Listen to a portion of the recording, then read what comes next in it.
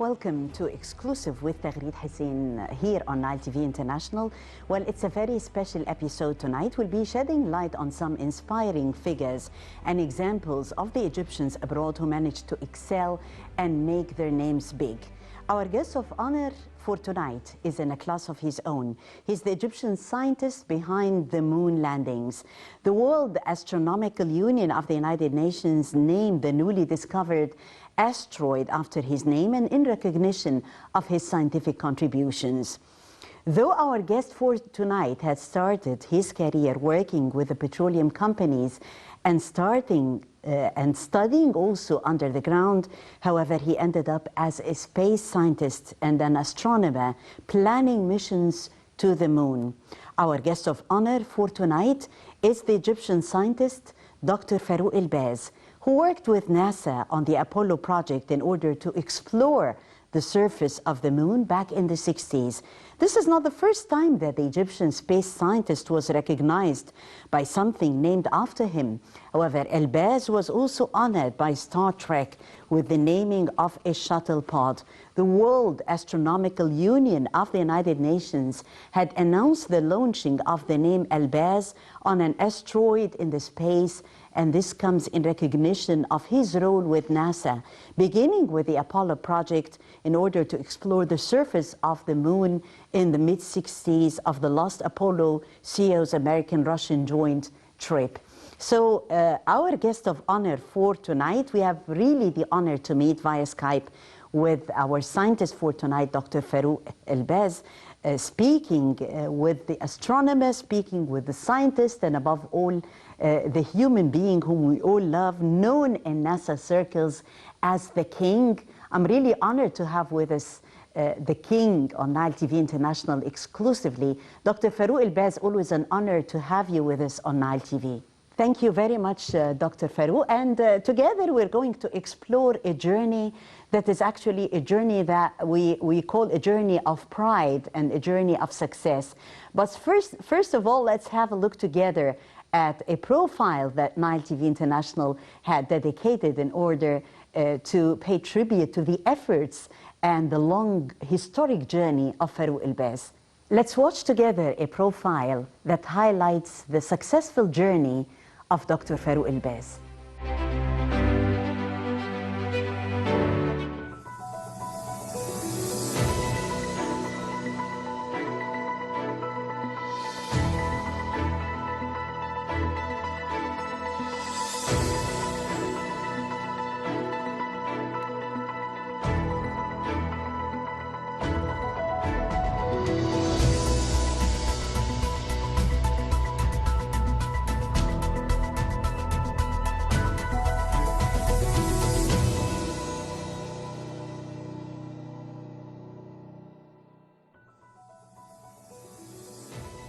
Farouk El-Baz is an Egyptian space scientist and geologist who worked with NASA in the scientific exploration of the moon and the planning of the Apollo program. He was a leading geologist on the program, responsible for studying the geology of the moon, the selection of landing sites for the Apollo missions, and the training of astronauts in lunar observations and photography. He played a key role in the Apollo 11 moon landing mission and later Apollo missions. Farouk El-Baz was born in Zaazit city. He received his bachelor's degree from the Faculty of Science, Chemistry and Geology in 1958 at Ain Shams University in Egypt. He received his master's degree in geology in 1961 from the Institute of Mineralogy, Missouri, and was a member of the Sigma Xi Scientific Society. He received his doctorate in 1964 and specialized in economic geology. Dr. El-Baz participated in the discovery of the first offshore oil in the Gulf of Suez in 1966. From 1967 to 1972, he was the supervisor of lunar science planning for the National Aeronautics and Space Administration Apollo program. And from 1973 to 1982, he established and directed the Center for Earth and Planetary Studies at the National Air and Space Museum in Washington, D.C. Dr. El-Baz has conducted field investigations in every major desert in the world and is known for his pioneering work in using space images to explore for groundwater in arid lands. He is credited with the discovery of groundwater resources in Egypt, Somalia, Sudan, Oman, and the United Arab Emirates.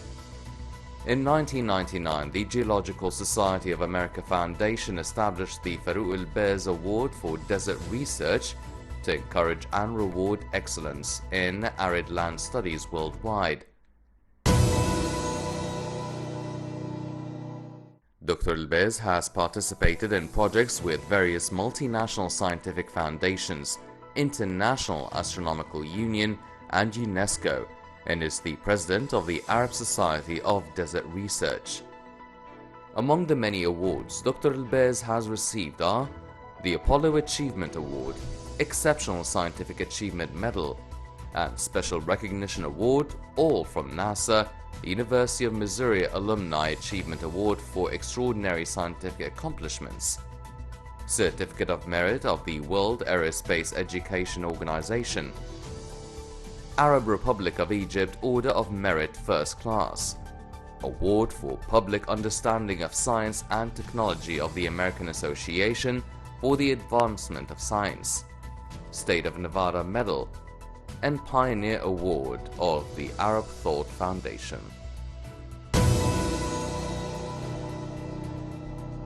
Dr. El-Baz is a Fellow of the Explorers Club, Academy of Sciences for the Developing World, the African Academy of Science, the Arab Academy of Sciences, the Islamic Academy of Sciences, Academia Bibliotheca Alexandriana, the Royal Moroccan Academy of Sciences and Technology, and the U.S. National Academy of Engineering.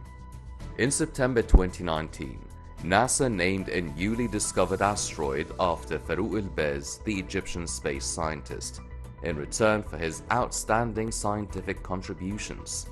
The World Astronomical Union of the United Nations announced the launching of the name El-Baz on an asteroid in space in recognition of El-Baz's role with NASA, beginning with the Apollo project to explore the surface of the Moon in the mid-60s of the last Apollo-Soyuz American-Russian joint trip.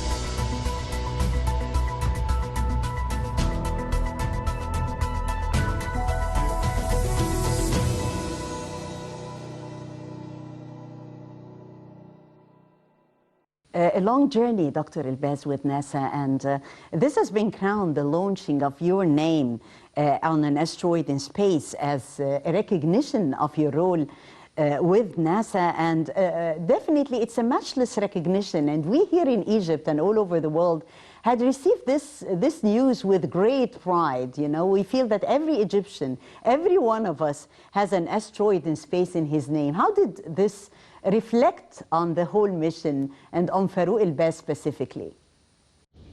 Well, no one was more stunned than I, because this is something that is very unusual.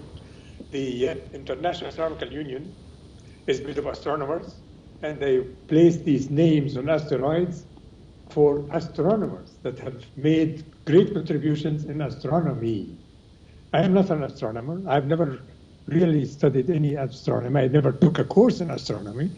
I'm a geologist, so how could so it was the first time for astronomers to place such a name on an asteroid by a non-astronomer, a geologist. So it was very peculiar, and it's certainly a great honor.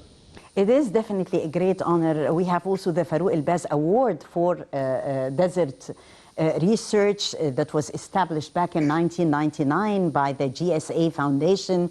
And we have, any scientist could be nominated for this award. Tell us more about the award, Dr. El-Baz, and what does it signify? That's an award from the Geological Society of America. When I first went to the United States of America to study for my master's in 1961, the first thing I did was to join the Geological Society of America so that I can begin to figure out what the American geologists are up to and what do they know and how am I going to benefit from them as much as I can for the 3 or 4 years that I'm there.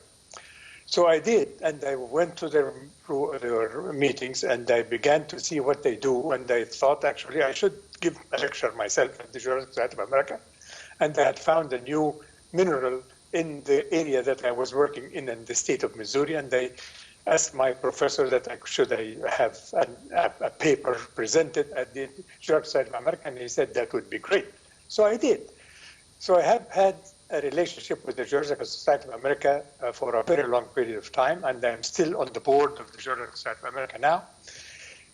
And so the establishment of an award in desert research was really due to the fact that I studied the deserts myself, and I realized that geologists in general have not given the desert, the arid lands, as much attention as other lands. So I thought that maybe we should encourage scientific studies of deserts, and that's how the award has started. And indeed, there is another award now that's given to one young student and one male student and one female student who are beginning their careers in research for masters, and they can get Farouk El-Baz Award for student research. Great. Well, Dr. El-Baz talking about the desert, and I guess that those are gems that are close to your heart. The Western Desert of Egypt is also one of those gems close to your hearts, and talking remote sensing and how can remote sensing be applied in order to discover the potential in this area, and the king has contributed to that to that respect a lot. Indeed, Taghreed, and thank you for remembering that, because the Western Desert in Egypt was part of my big career, actually. I did the study of the Western Desert since the Apollo-Soyuz mission in 1975, and that's how we started desert research. I was invited by President Anwar Sadat in 1974 and was told to start any research project here in Egypt. And that was after the Apollo missions to the moon. So I did. I went back to my alma mater, Ain Shams University, and met with a professor of mine, Dr. Murad Ibrahim Yusuf, and one of my colleagues, Dr. Hassan Al-Itr. And with the three of us started a research project to study the desert of Egypt in preparation of photographing the desert of Egypt on the Apollo-Soyuz mission of July 1975. And that's how my desert research started. And we did a great job, actually, and we did all kinds of things. And from that on, I went on to study all the deserts of the world, in Australia, in China, in India, in addition to those in the North America and South America. So I was delighted to be able to study the deserts from the geological point of view and begin to think about them, as President Sadat had said, in terms of how do you develop them for the benefit of mankind. You are a great icon of Egypt. We're really always proud that we have Farouk El-Baz as an Egyptian serving humanity and serving and contributing through his success stories worldwide, not only to Egypt, but to the whole world. Today, Dr. El-Baz, Egypt is witnessing a scientific revolution that has been not only the talk of town, but also the talk of the whole world. The contributions specifically in the scientific fields in gas and oil explorations has been also making headlines, Egypt being a logistics hub. How do you see that? It's very important. It is really essential, because Egypt, before the 1952 revolution, was on the forefront of all kinds of research, and we had all kinds of thinkers and professors and people of great knowledge. And then things died down, and there was a malaise concerning science and technology and development and all kinds of things, and therefore it is about time for us now to go back to where we were and develop the ideas and develop our youth, encourage our youth to be in science and technology, because we can certainly do a great deal more than what is being done now. No question. Yes, definitely. Well, in Egypt, and because we do have the youth today, as you know, Dr. El-Baz, we are investing in them.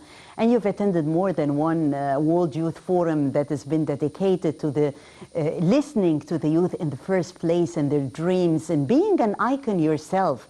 And your story is very inspiring, not only to all Egyptians, but also to the youth specifically.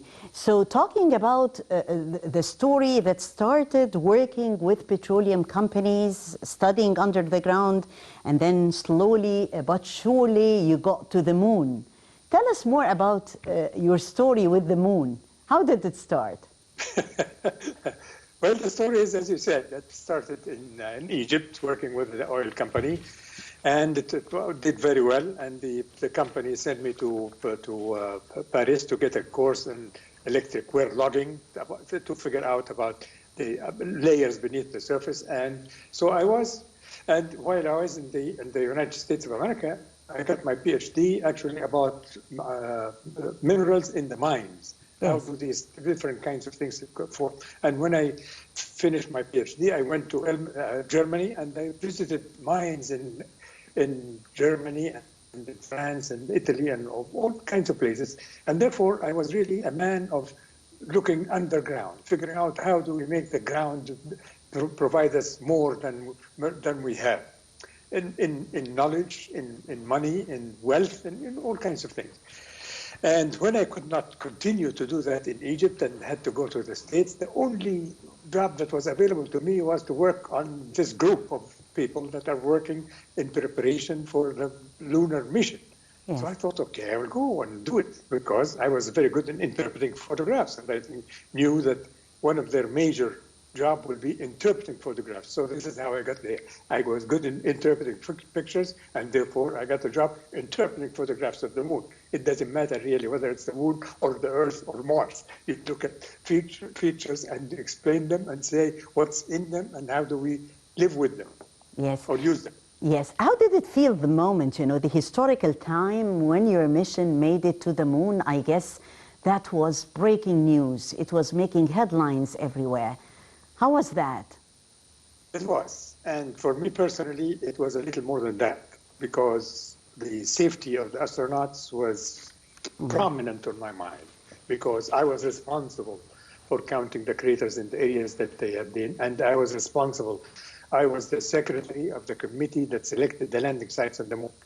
Yes. The Secretary General of that committee, meaning I was the one that convinced NASA headquarters this is the best place, and that's what based on geological knowledge and looking at all the available photographs. So I felt that I am here at the forefront of the person or the group that was responsible for saying, yes, land right here, you will be fine because it is safe to land. It is flat enough for the spacecraft to land, and it is free of huge rocks and huge craters, so you can safely land. So it was a little more than impressive fact that men landing on the moon, but more so on where did they land? Is the place where they landed, was it really where we thought scientifically that this is the way it is, and will they be safe? Because we would be responsible for it. And that was really very interesting and very satisfying to the self that yes, indeed, we did the good thing, and we were still young. And because you said something about the youth and the importance of emphasizing the youth, it is important to mention this. During the Apollo, right before the Apollo landing, during the Apollo group going to the moon, myself and a few of the astronauts thought that the people that are working on the mission, making absolutely certain that the mission is successful, looked very young. And we said, let's go and get the average age of the people in that room, the Mission Control Center in Houston, Texas, yes. the NASA Control Center. So we went and we asked people, what's your age, what's your age, what's your age, and so can count how many people, what's the average age, so we can get the average age of people that were running the Apollo mission to the moon. And the average age of these people was 26. Yes. That's why I keep saying, depend on the youth, not people in the 40s and the 50s, because people in the 40s and 50s are done with.